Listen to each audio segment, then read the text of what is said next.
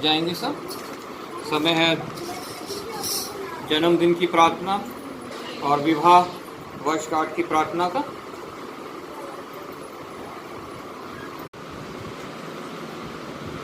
एक बार फिर आप सभी को प्रभु यीशु मसीह के पवित्र, जीवित और सामर्थ्य नाम में जय मसीह की। प्रभु ने एक और दिन हमें इस भवन में दिया, ये पवित्र इतवार कि हम सब मिल के उसकी आराधना करने पाए हैं, उसकी स्तुति करने पाए हैं।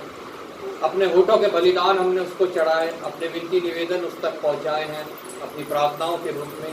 अब समय है जबकि परमेश्वर हमसे बातचीत करना चाहता है अपने इस पवित्र और जीवित वचन के द्वारा। और जब ये वचन बोला जाता है तो सब हृदय की भूमि तैयार पाई जाए, सब प्रार्थना में बैठे, प्रभु की उपस्थिति यहाँ पे है, उसके भय में बैठे और वचन को ध्यान से सुने, मनन करें, ताकि प्रभु जो कहना चाहता है वो आज हम यहाँ समझ सके, यहाँ जान सके और उसको अपने जीवन में लागू करके हम प्रभु के मार्गों में और आगे बढ़ सके और उस मुकुट को पा सके जो उसने हम सबके लिए ठहराया है। हालेलुया। हम पढ़ेंगे अय्यूब की पुस्तक, जैसा भी हमने पढ़ा, उसका 19 अध्याय 25 से लेकर 29 आयत तक। अय्यूब की पुस्तक 19 अध्याय 25 से 29 आयत तक। मुझे तो निश्चय है कि मेरा छुड़ाने वाला जीवित है और वह अंत में पृथ्वी पर खड़ा होगा और अपनी खाल के इस प्रकार नष्ट हो जाने के बाद भी मैं शरीर में होकर परमेश्वर का दर्शन पाऊंगा। उसका दर्शन मैं आप अपनी आंखों से अपने लिए करूंगा और कोई दूसरा नहीं। यद्यपि मेरा हृदय अंदर ही अंदर चूर चूर भी हो जाए तो भी मुझमें तो धर्म का मूल पाया जाता है। और तुम जो कहते हो कि हम इसको कैसे सताएं, तो तुम तलवार से डरो, क्योंकि क्रोध का परिणाम तलवार का दंड है, जिससे तुम जान लो कि न्याय होता है। आइए हम प्रार्थना करें। हालेलुया। धन्यवाद पिता परमेश्वर, धन्यवाद करते हैं प्रभु एक बार फिर तेरी महान सामर्थ्य के लिए, तेरी महान करुणा के लिए, तेरे महान अनुग्रह के लिए जो हम सब के लिए बहुत है प्रभु। धन्यवाद करते हैं विशेष तूने हमें यह मौका दिया कि हम तेरे चरणों में बैठ के तेरी वाणी को सुने प्रभु। धन्यवाद करता हूँ पिता परमेश्वर कि तू हमारे बीच में है और पिता परमेश्वर हमारे हृदयों की भूमि को तैयार कर रहा है, ताकि जब वचन का बीज पड़े तो वो नाश ना हो बल्कि फलवंत होने पाए। धन्यवाद करता हूँ पिता परमेश्वर कि तूने मुझे फिर एक बार विश्वास होकर जाना और सामर्थ दे के यहाँ भेजा है कि पिता परमेश्वर मैं तेरे वचनों में से बोलने पाऊँ। प्रभु तू अपने वेदी के शोलों से मेरे होठों को छू के पवित्र हो जाए। तू अपना हाथ बढ़ा और अपना वचन मेरे मुंह में डाल, ताकि जब मेरा मुंह खुले तो सिर्फ और सिर्फ तेरा जीवित सामर्थ्य वचन निकले। मेरी कोई बात नहीं, संसारिक कोई बात नहीं, शारीरिक कोई बात नहीं, कहानी किस्सों वाली कोई बात नहीं, कानों की खुजली मिटाने वाली कोई बात नहीं, सिर्फ और सिर्फ तेरा यह पवित्र और जीवित वचन जो कायल करता है, कन्विक्ट करता है, हमारे जीवन में परिवर्तन लाता है, हमें नए जन्म की ओर ले जाता है पिता परमेश्वर। धन्यवाद के साथ पिता परमेश्वर हम बैठे, हम वचन को सुने और तुझे आदर दें। आदर महिमा तुझे देते हुए प्रभु यीशु के नाम से मांगते हैं, आमीन। एक और आयत मैं आप लोगों के सामने पढ़ना चाहता हूँ, इब्रानियों की पत्री, जैसा भी हमने पढ़ा बाइबल रीडिंग में, उसकी 9 अध्याय उसकी 22 आयत। सच तो ये है कि व्यवस्था के अनुसार प्राय सब वस्तुएं लहू के द्वारा शुद्ध की जाती हैं और बिना लहू बहाए पापों की क्षमा नहीं। सच तो यह है कि व्यवस्था के अनुसार प्राय सब वस्तुएं लहू के द्वारा शुद्ध की जाती हैं और बिना लहू बहाए पापों की क्षमा नहीं। बिना लहू बहाए पापों की क्षमा नहीं। हम सब जानते हैं, जब हम पवित्र वचन में पढ़ते हैं पहली पुस्तक उत्पत्ति की, जब आदम और हवा ने पाप किया तो वो परमेश्वर की महिमा से रहित हो गए और मृत्यु इस संसार में आ गई और हमारा संबंध जो है वो मनुष्यों का संबंध परमेश्वर से खत्म हो गया। नंगे थे, वो शर्माने लगे परमेश्वर के सामने आने से, लेकिन परमेश्वर ने वहां पे पहला बार एक लहू बहाया और उन लोगों के तन में ढकने के लिए वस्त्र तैयार किए।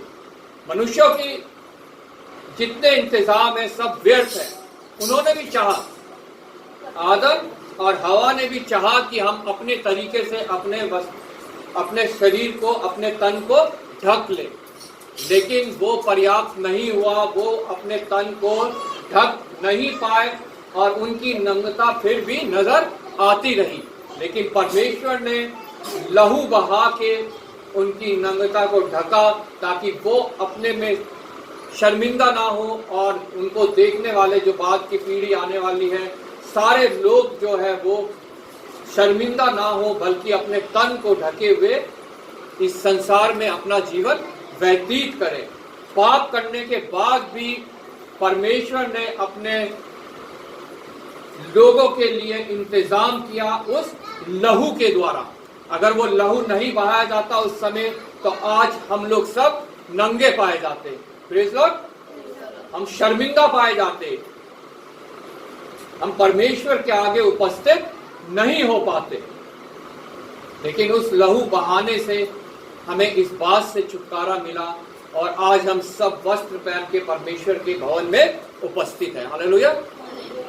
हम सब जानते हैं परमेश्वर ने कहा लहू के बिना छुटकारा नहीं है, पापों की क्षमा नहीं है, और जब भी तुम मेरे पास आओ तो लहू लेके मेरे पास आना, ऐसा पुराने नियम में लिखा हुआ है। लेकिन केन और हाबिल की हम कहानी जानते हैं जो वचन में लिखी है। उन्होंने अपने बलिदान चढ़ाए।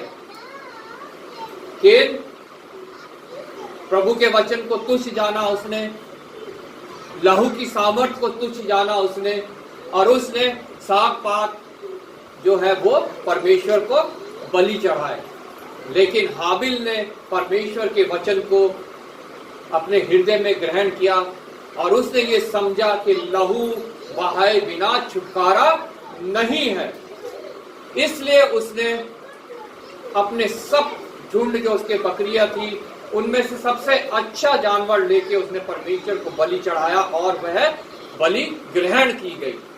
केन की बलिदान ग्रहण नहीं किया गया, लेकिन हाबिल का बलिदान जो है वो ग्रहण किया गया, स्वीकार किया गया।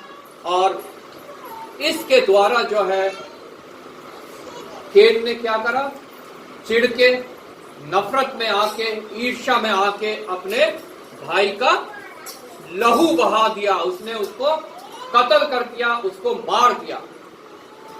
ये संसार में पहला खून था जो इस संसार में आया। और आया ये कैसे? धर्म के लिए। धर्म के लिए ये पहला कत्ल इस संसार में आया, ये पहला जो है खून इस संसार में आया, क्योंकि केन की बलिदान स्वीकार नहीं किया गया, लेकिन हाबिल का बलिदान स्वीकार किया गया। बिना लहू बहाए छुटकारा नहीं है, बिना लहू बहाए पाप से मुक्ति नहीं है। ये बात हाबिल ने समझी, केन ने नहीं समझी। आज भी हम देखते हैं परमेश्वर के लहू को जो है लोग तुच्छ जानते हैं।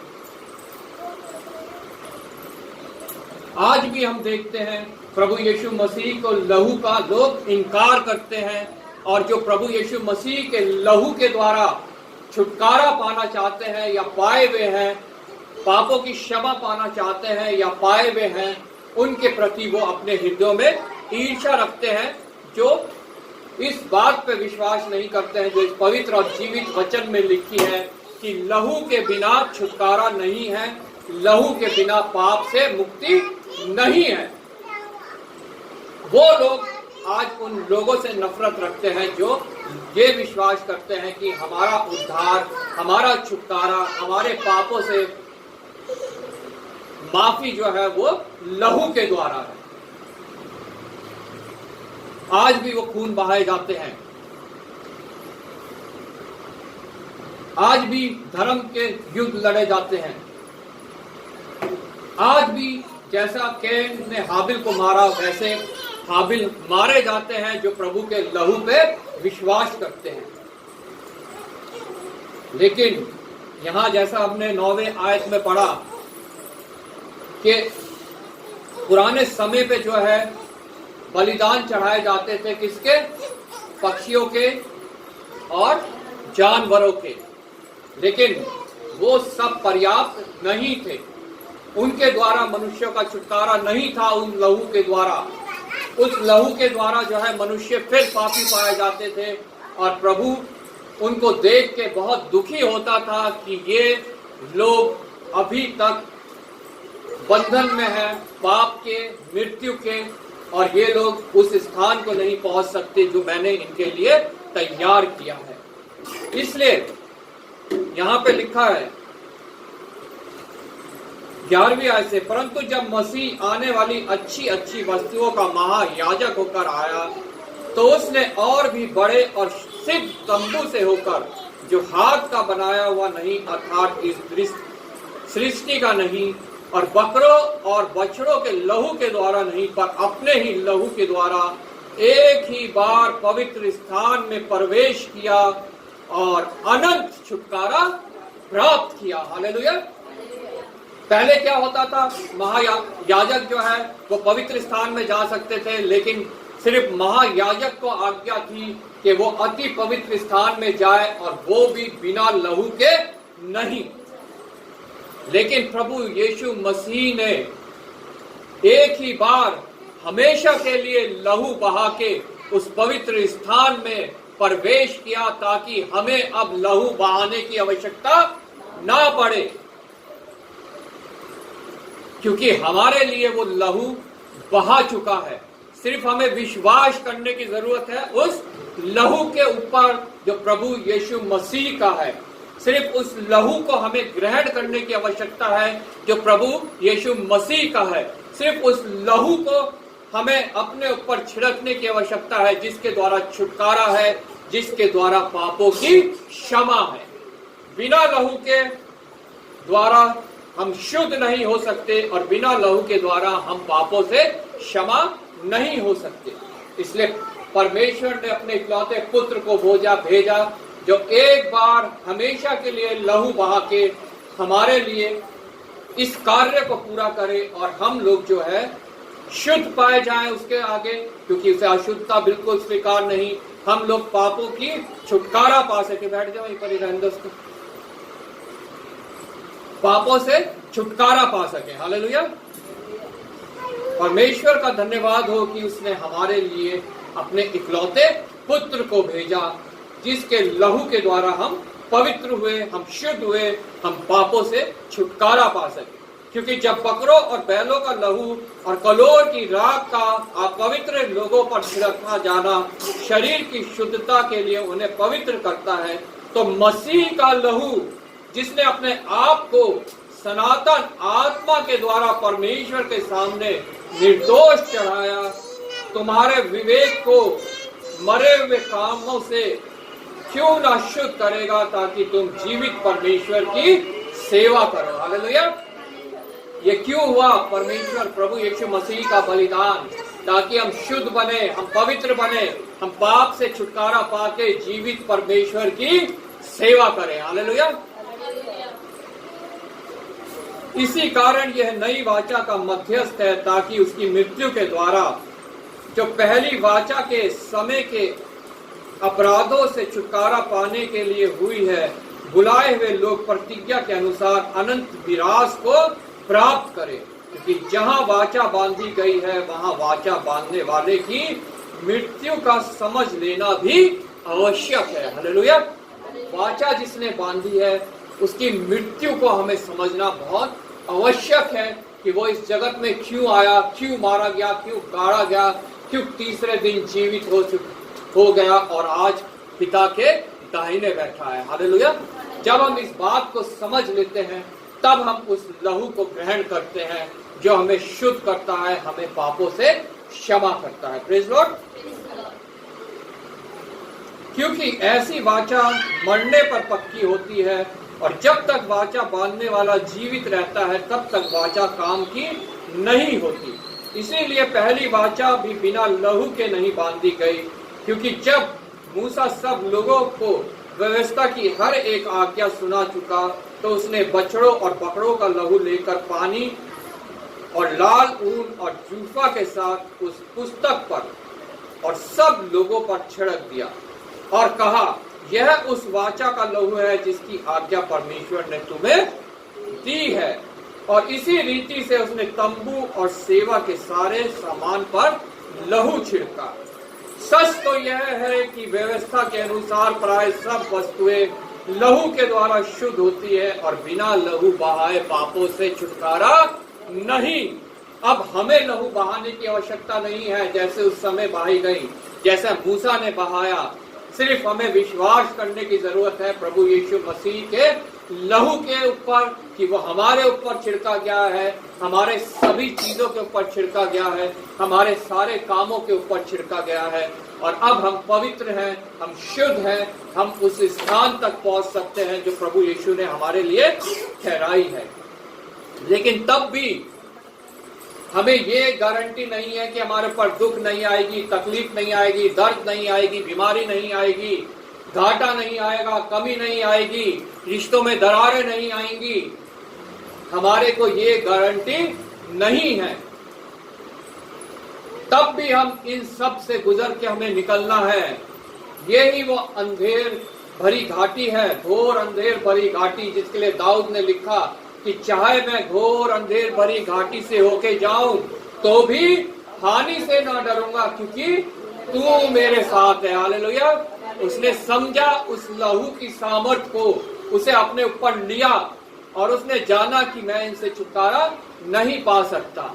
अभी अय्यूब की पुस्तक में हमने पढ़ा मेमोरी वर्स, और हमने पढ़ा 25 से 29 तक। यहाँ पे अय्यूब कहता है, मुझे तो निश्चय है कि मेरा छुड़ाने वाला जीवित है और वह अंत में पृथ्वी पर खड़ा होगा, क्योंकि उसने भी लहू की सामर्थ को समझा। आज हम अपने दर्द को जो है कुड़कुड़ाने का बहाना बना लेते हैं, अपने दर्द को जो है बैकस्लाइड होने का कारण बना लेते हैं, अपने दर्द को जो है हम प्रभु से दूर होने का कारण बनाते हैं, अपने दर्द को हम जो है अपनी कमजोरी का कारण बनाते हैं। लेकिन ये दर्द जो है हमें सामर्थ दे सकता है, हमें आत्मा में बढ़ा सकता है, हमें प्रभु की ओर लेके जा सकता है। हालेलुया। अय्यूब के जीवन में हम देखते हैं कितना दर्द था, उसका कारोबार नष्ट हो गया, उसकी फसलें नष्ट हो गई, उसके जानवर नष्ट हो गए, उसके बाल बच्चे नष्ट हो गए, उसका शरीर नष्ट हो गया, उसकी खाल पूरी सड़ गई। दर्द से वो तड़प गया, दर्द से जो है वो कराहने लगा। लेकिन उसने उस दर्द को जो है अपने ऊपर हावी नहीं होने दिया कि वो परमेश्वर से वो दर्द उसे दूर कर सके। हमें दर्द में अपने आप को कमजोर नहीं करना है, बल्कि दर्द में हमें जो है अपने आप को मजबूत करना है, अपने आप को और परमेश्वर के नजदीक ले जाना है ताकि परमेश्वर हमारे लिए कार्य कर सके। हालेलुया। अय्यूब के लिए परमेश्वर ने कब कार्य किया? जब उसने अपने दर्द को अपनी सामर्थ बनाया, उसने अपने दर्द को जो है परमेश्वर की नजदीकी में जाने का जरिया बनाया, कारण बनाया। तो अय्यूब के लिए परमेश्वर ने कार्य किया और उसे हर चीज का दुगना मिलने पाया। हालेलुया। हमें क्यों नहीं मिल पाता है? क्योंकि हम अपने दर्द को अपनी कमजोरी बनाते हैं, हम अपनी दर्द को अपनी सामर्थ नहीं बनाते हैं। हो सकता है आज हम बीमार हो, हम तकलीफ में हो सकता है आज हम घरेलू कलह में हो, हमारे रिश्ते जो है वो सही ना हो सकता है हमारा बिजनेस जो है वो आज घाटे में जा रहा हो सकता है हमारे पास बहुतायत से ना हो, धन दौलत ना हो, हमारी जरूरत भी उससे पूरी ना हो पाती हो सकता है हम इंतजार कर रहे हो कि वो हमारा जीवन साथी जो परमेश्वर की ओर से हमें मिलना है, जो हमारे हड्डी का हड्डी, हमारे मांस में का मांस है, वो हमें अभी तक नहीं मिल पाया हो सकता है हम जो है गलत बंधनों में बंधे हुए हो। इन सब बातों को लेकर हो सकता है हम दर्द में हो, लेकिन अय्यूब की तरह इस दर्द को जो है हम अपने सामर्थ्य के लिए इस्तेमाल करें, प्रभु के निकट जाने के लिए इस्तेमाल करें, उससे दुगना पाने के लिए इंतजार करें। परमेश्वर का दास अय्यूब यहां लिखता है, मुझे तो निश्चय है। क्या हमें निश्चय है? क्या हमें निश्चय है? हमें निश्चय तभी होगा जब हम उस लहू की सामर्थ्य को पहचान पाएंगे, जिसके द्वारा छुटकारा है, जिसके द्वारा पापों से क्षमा है। हालेलुया। अपने दर्द को लेके ही अगर हम बैठे रहेंगे तो हमें कोई निश्चय नहीं है, हमारी कोई आशा नहीं है। प्रभु का वचन कहता है वो अपने समय पे करता है हर कार्य, और जो कार्य उसके समय पे होता है वो उत्तम होता है, वो आनंद देने वाला होता है, उसमें आंसू नहीं होता, उसमें किसी के लिए दर्द नहीं होता। हालेलुया। आज हो सकता है हम दर्द में हो अय्यूब की तरह, लेकिन क्या हमें ये निश्चय है? मुझे तो निश्चय है मेरा छुड़ाने वाला जीवित है। हालेलुया। और वह अनंत में पृथ्वी पर खड़ा होगा। वह अंत में पृथ्वी पर खड़ा होगा। मुझे ये निश्चय है, आप लोगों को ये निश्चय है। जिन्हें ये निश्चय नहीं है, हमें इस निश्चय को उन तक भी पहुंचाना है। हालेलुया। और अगर आज हमें ये निश्चय नहीं है तो हमें उस निश्चय की ओर बढ़ना है। अपने दुख में भी, अपने दर्द में भी, अपनी समस्याओं में भी उस निश्चय की ओर बढ़ना है कि हमें भी वो निश्चय हो जाए कि मेरा छुड़ाने वाला जीवित है। हालेलुया। और वो अंत में इस पृथ्वी पे खड़ा होगा। वो अंत में उसी का राज्य होगा जहां ना आंसू होगा, ना दुख होगा, ना और कोई तकलीफ होगी। हालेलुया। 26 आयत में लिखा है, और अपनी खाल के इस प्रकार नष्ट होने जाने के बाद भी, मतलब उसका सब कुछ नष्ट हो गया, यहां तक उसकी खाल भी नष्ट हो गई। ना उसके पास धन दौलत बची, ना उसके पास परिवार बचा, ना उसके बाल बच्चे बचे, ना दास दासी बचे, कुछ भी उसके पास नहीं बचा। लेकिन तब भी उसके अंदर ये जीवित आशा है कि मैं अपनी खाल के नष्ट होने के बाद भी, मतलब अपना सब कुछ नष्ट होने के बाद भी शरीर में होकर परमेश्वर का दर्शन करूंगा। आमीन। यह है विश्वास जो हमें उस मुकुट तक पहुंचाता है जो परमेश्वर ने हमारे लिए, स्वर के लिए ठहराया है। हालेलुया। हमारा चाहे सब कुछ नष्ट हो जाए, लेकिन तब भी एक दिन हम परमेश्वर के दर्शन करेंगे उन सब चीजों के साथ जो हमारी नष्ट हुई हैं। हालेलुया।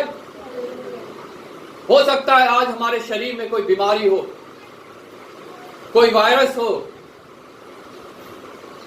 कैंसर हो, कुछ भी हमारे शरीर में आज हो सकता है, लेकिन क्या हमें विश्वास है कि एक दिन हम उन सब के बिना स्वतंत्रता के साथ इन सब चीजों से परमेश्वर का धन्यवाद करते हुए उसके समक्ष उपस्थित होंगे। हालेलुया। जैसे अय्यूब को विश्वास है कि खाल के समाप्त होने के बाद भी, अपनी खाल के इस प्रकार नष्ट हो जाने के बाद भी मैं शरीर में होकर परमेश्वर का दर्शन करूंगा, मतलब पूर्ण होके मैं परमेश्वर का दर्शन करूंगा। तब कोई वायरस हमारे शरीर में नहीं होगा, कोई कैंसर नहीं होगा, कोई डायबिटीज नहीं होगी, कोई हाइपरटेंशन नहीं होगा, कुछ भी हमारे शरीर में नहीं होगा।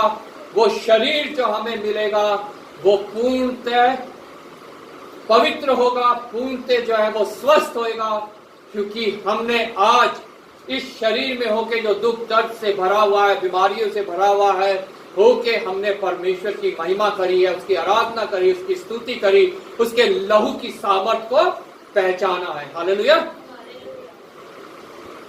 उसका दर्शन मैं आप अपनी आंखों से अपने लिए करूंगा और कोई दूसरा नहीं, क्योंकि मैंने उस पर विश्वास किया है। मेरी जीवित आशा है ये कि उसके लहू के द्वारा पवित्र होके, पापों से क्षमा पाके मैं उसका दर्शन अपनी आंखों के द्वारा करने पाऊंगा। हालेलुया।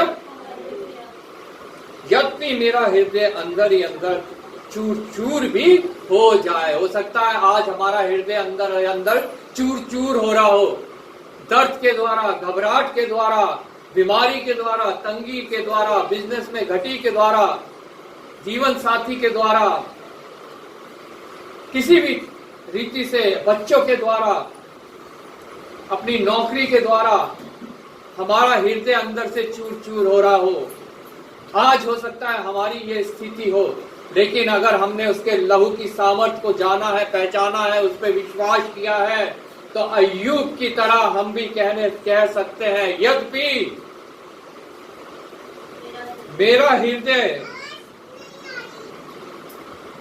मेरा हृदय अंदर ही अंदर चूर चूर भी हो जाए, तो भी मुझ में तो धर्म का मूल पाया जाता है। धर्म का मूल क्या है? प्रभु यीशु मसीह का लहू। हालेलुया। जिसने उसको ग्रहण किया है, जिसने उस पर विश्वास किया है, ये है हमारे धर्म का मूल। हालेलुया। हमारे को 3 बातों का बहुत ध्यान रखना है कि जो हमारे जीवन में हमारे को उस उद्धार तक ले जा सकती है, उस मुकाम तक ले जा सकती है, जब शरीर में होके हम उसका दर्शन करेंगे। हालेलुया। क्योंकि हमारे जीवन में हमारे द्वारा कुछ भी नहीं है, जो कुछ है वो प्रभु यीशु मसीह के द्वारा है। Praise God. परमेश्वर का प्रेम हमने पहचानना है, उस पर विश्वास करना है। प्रभु यीशु मसीह का अनुग्रह जो हम सब के लिए बहुत है, हमें उसको ग्रहण करना है। और पवित्र आत्मा की सहभागिता जो हमारे लिए इस मार्ग में बहुत आवश्यक है, जो हमें उस मुकुट के मार्ग में लेके चलती है, जो हमें मिलने वाला है। हालेलुया। तभी आशीष वचन बोला जाता है, परमेश्वर का प्रेम, प्रभु यीशु मसीह का अनुग्रह और पवित्र आत्मा की सहभागिता हमारे साथ सदा बनी रहे। हालेलुया। अगर हमने परमेश्वर के प्रेम को जाना है, जिस प्रेम से उसने अपना इकलौता पुत्र हमारे लिए दे दिया, ताकि जो कोई उस पर विश्वास लाए वो नाश ना हो परंतु अनंत जीवन पाए, तो हम प्रभु के अनुग्रह को भी हम जानने पाएंगे, क्योंकि हमने उस पर विश्वास किया है। और उसने कहा है, मेरा अनुग्रह तुम्हारे लिए बहुत है, चाहे तुम किसी भी परिस्थिति में हो। संत पौलुस ने 3 बार प्रार्थना की छुटकारे के लिए अपने दर्द से, लेकिन वो दर्द से उसे छुटकारा नहीं मिला, लेकिन एक उसे वाचा मिली, एक उसे जो है प्रॉमिस मिला कि मेरा अनुग्रह तेरे लिए बहुत है। और वो ही अनुग्रह आज हमारे लिए भी बहुत है। हालेलुया। और प्रभु यीशु मसीह जब गए तो उन्होंने कहा, मैं जाता हूं और तुम्हारे लिए सहायक को भेजता हूं, वो पवित्र आत्मा जिसकी सहभागिता हमें बहुत आवश्यक है। हर समय, हर सांस के साथ, हर कदम पे हमें उसकी सहभागिता की आवश्यकता है। हालेलुया। ये अय्यूब ने किया, और ये इसलिए अय्यूब के अंदर ये विश्वास उत्पन्न हुआ। हालेलुया। यद्यपि मेरा हृदय अंदर ही अंदर चूर चूर भी हो जाए, तो भी मुझ में तो धर्म का मूल पाया जाता है। और तुम जो कहते हो हम इसको कैसे सताएं, तो तुम तलवार से डरो, क्योंकि क्रोध का परिणाम तलवार का दंड है। अगर हम कहते हैं कि हम किस प्रकार से इसको सताएं, परमेश्वर के लोगों को सताएं, ये उनके लिए है कि हम किस प्रकार से परमेश्वर के लोगों को सताएं, तो वो तलवार से डरे। वो तलवार से डरे, वो हमारी तलवार नहीं, मनुष्यों की तलवार नहीं, वो परम पवित्र की तलवार। हालेलुया। तो तुम तलवार से डरो, क्योंकि क्रोध का परिणाम तलवार का दंड है। वो क्रोधित हो गया तो तुम्हें उस तलवार से दंड मिलेगा। हालेलुया। जिससे तुम जान लो कि न्याय होता है। हालेलुया। मनुष्य निश्चिंत हो जाता है कि न्याय नहीं होता, कुछ नहीं है न्याय, लेकिन प्रभु का वचन कहता है कि उस तलवार से डरो। वो तलवार इसलिए कार्य करती है कि जिससे हम जान ले कि न्याय होता है, और अंतिम न्याय अभी तक हुआ नहीं है। वो तब होगा जब प्रभु यीशु मसीह का आगमन होगा और हम सब मनुष्यों के लिए वो न्याय का दिन होगा। जिन्होंने उसके लहू को ग्रहण किया है, उसके द्वारा पवित्र हुए हैं, उसकी सामर्थ को जाना है, उसके द्वारा शुद्ध होकर पापों से क्षमा पाई है, उनका अनंत जीवन के लिए न्याय होगा और वो उस स्थान में जाएंगे जो परमेश्वर ने उनके लिए तैयार किया है। उस मुकुट को पाएंगे जो कभी मुरझाने का नहीं।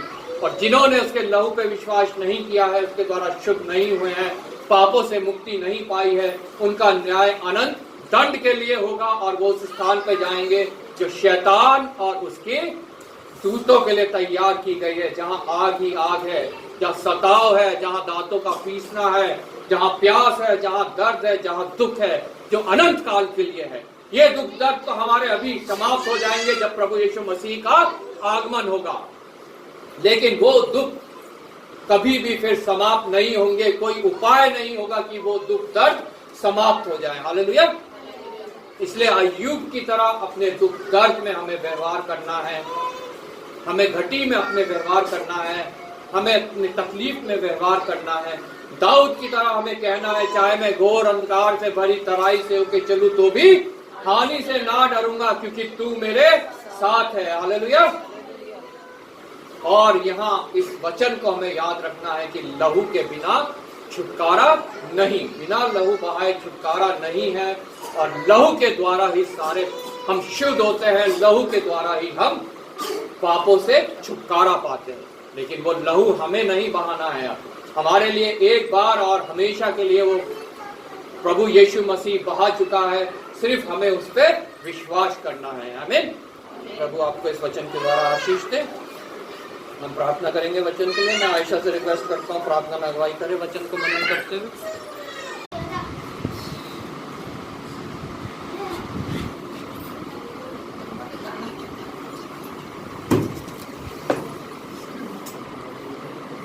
गीत नंबर 106।